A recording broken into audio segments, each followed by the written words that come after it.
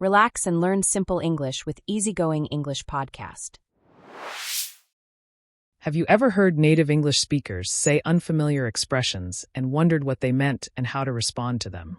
Like when someone says, "I've been under the weather lately," or "It's on me." Those are super useful and common phrases, but if you've learned English only from a textbook, you might not be familiar with them. But you hear them all the time in real conversations with native speakers.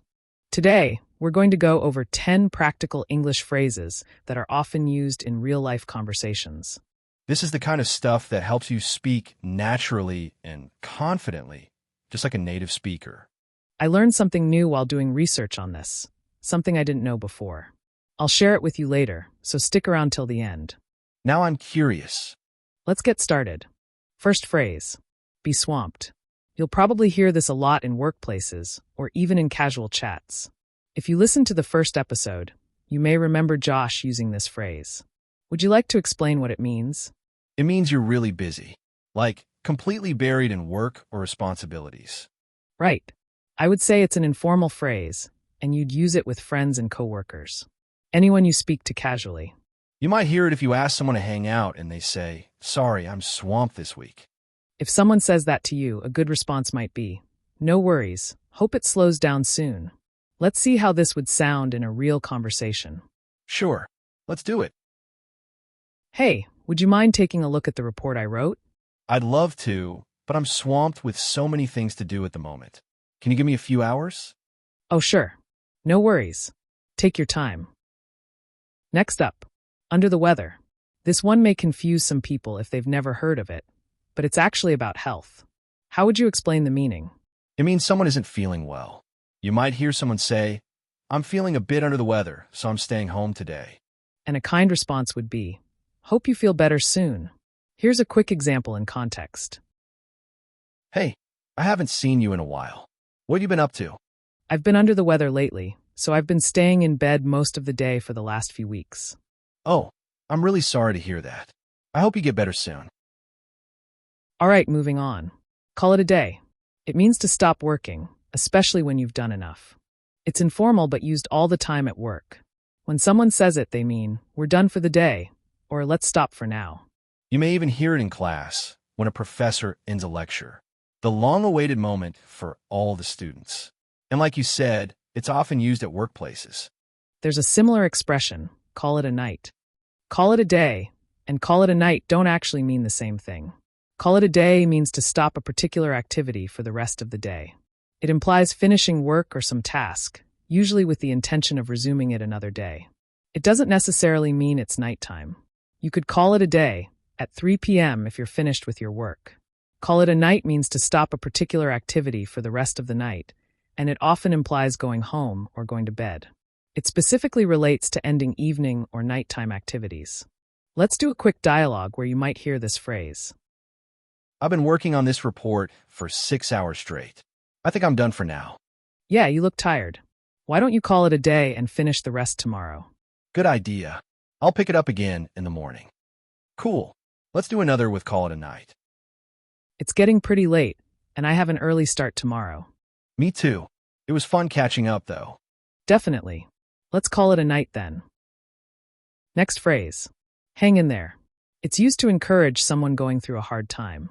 Totally informal, very supportive. If a friend is stressed, you might say, "Hang in there. It'll get better." It means to keep going despite challenges. A response might just be, "Thanks, I'll try." You could use this phrase when your friend is about to take a test. "I know exams are tough, but hang in there." You could also say, "Keep your chin up." It's another encouraging phrase. You may feel like looking down, but let's stay positive and not give up. Hey, how's the job hunt going? Honestly, it's been tough. I've applied to so many places and barely heard back. I get it. That can be really frustrating. But hang in there, something will come through soon. Thanks. I'm trying to stay positive. The next phrase is useful when you're hungry. Grab a bite. Do you want to explain what it means? It just means to get something to eat, usually casually. Informal, of course. You'd say this with friends or coworkers. You use this phrase when you're grabbing a quick or casual meal. Yeah, I wouldn't use it when I'm about to devour a feast. Oh yeah, I definitely wouldn't. I'd use the phrase when I don't have much time, but I'm hungry and want to eat something quick. Here's how you might hear it in everyday conversation. We only have 20 minutes before the class starts again. I haven't eaten anything since this morning. Let's go grab a bite at the cafeteria. Yeah, let's hurry. I'm actually hungry now. We're almost halfway through. Let's go grab a bite at the bakery downstairs when we're done. I'm down. Next up, no big deal. Super common. Would you like to explain the meaning? It means it's okay or it's not a problem. Totally informal. The same as it's all good. You may have heard no biggie. Yeah, no biggie. It's a casual shorthand for no big deal. It's like no worries. Yeah, you use it to let people know they shouldn't worry about something. You might say it when something bad happens to you and your friends try to comfort you, but you tell them not to worry. That's when you say, no big deal, or it's all good. Here's a short scene to show how it works. I'm sorry for being late. I was stuck in traffic. No big deal. I've been on the phone with my mom. She needed to talk about something with me. The next one is probably pretty easy to understand. The phrase is, I'm good. Yeah, it means you don't need anything. If someone asks, want something to eat, but you aren't hungry, you might say, I'm good. Thanks. It's an informal and polite way of saying you're fine or don't need something. You may use it when someone invites you to hang out with them and you don't feel like it. Here's how someone might actually use this phrase.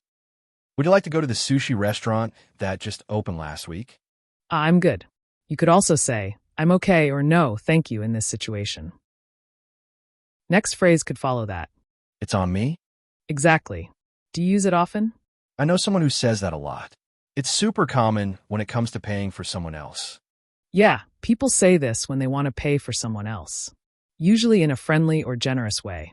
Totally informal, and you'll hear it in restaurants, coffee shops, anywhere you go out with friends. If someone says, it's on me, you could reply, wow, thanks, or you sure? Moving on. The next phrase is, in no time. Yeah, this is a very useful phrase. Okay, what does it mean? In no time means quickly. Right. Without any significant delay or in a flash. People use it to describe how fast something happens or someone does something, usually in an optimistic or reassuring tone. Yeah, like if you want to let someone know that you will be somewhere quickly, you could say, I'll be there in no time. You can also use the phrase when you are talking about how quickly someone did something. For instance, I could say, Josh, you ate the sandwich in no time. Yeah, I was hungry. I almost literally grabbed a bite. Right. Here's how you might hear it in everyday conversation. Let's say you're my Uber driver, driving me to the airport, and I'm worried about being late. I ask, how long will it take to get to the airport? Don't worry, we'll be there in no time if traffic's light. If you want to emphasize how quick it is, you can also say in no time at all. So you can say, I'll clean the room in no time at all. Before I tell you what the next phrase is, I want you to guess what it is. How would you describe a situation where you meet someone totally unexpectedly? I would use a phrase, bump into someone. That's a good guess, but it's not what I've prepared. Want to take another guess? I was thinking randomly, but it must be an idiom, right? Yeah, it's really common. I'll give you a hint. It's a colorful phrase. All right, I give up. What's the answer? The phrase is out of the blue. It's an idiom that describes something happening unexpectedly, and you can use it in both positive and negative situations. How would you use it? Like, you could say you ran into someone out of the blue, or your ex-partner called you out of the blue. Let's put it into a quick dialogue.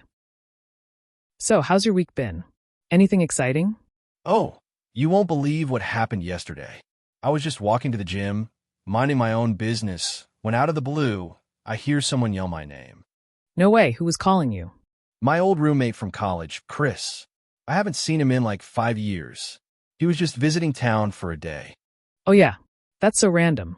It must have been so weird how it happened totally out of the blue like that. Do you know how the phrase came about? Yeah, I actually did some research while making the list.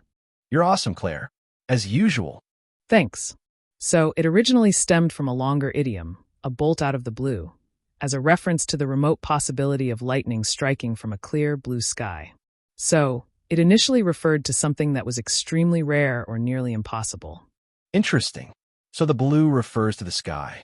Knowing the origin of words and phrases will help us remember them more easily.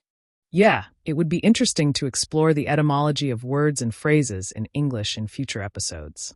Oh yeah, totally. That would be a great episode.